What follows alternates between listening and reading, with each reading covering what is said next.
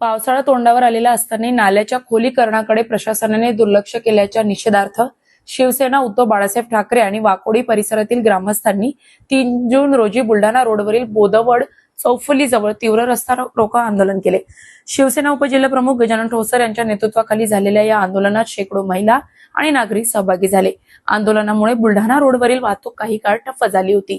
दाताळा परिसरातून येणारे पावसाचे पाणी नाल्यांच्या खोली अपुरी असल्याने दरवर्षी तुलसीनगर, शिवशक्तीनगर, नालंदा नगर, वृंदावन नगर, हनुमान नगर, आनंद सोसायटी, हरिकिरण सोसायटी आणि गोपाळ कृष्णसह अनेक भागातील घरांमध्ये शिरते।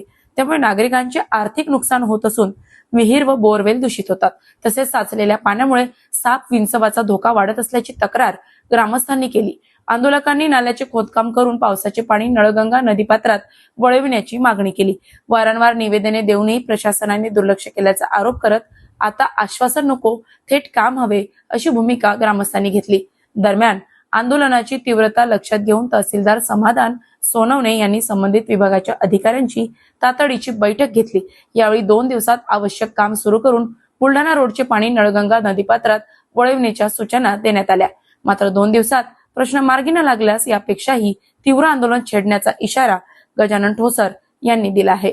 अजिंक्य भारत प्रतिनिधी कैलास काळे, मलकापूर। रोडवरून ग्राम दाताळा येथून पावसाचे पाणी हे मलकापूरच्या तुलसीनगर, वृंदावन नगर, यशोधाम, गोकुळधाम वगैरे या सगळ्या नगरांमध्ये घुसते। याबाबत आम्ही हे पाणी काढण्यासाठी प्रशासनाला वेळोवेळी लेखी निवेदनही दिले। आज आम्ही प्रशासन जागेत आलेले म्हणून आज आम्ही रास्ता रोको करून या मागणीचा पुन्हा पाठपुरावा केला आहे व जोपर्यंत या आमच्या मागणीची दखल घेतली जात नाही आम्ही याच्यापेक्षा तीव्र आंदोलन करणार असल्याचा इशारा आम्ही वाकोडी ग्रामपंचायत आणि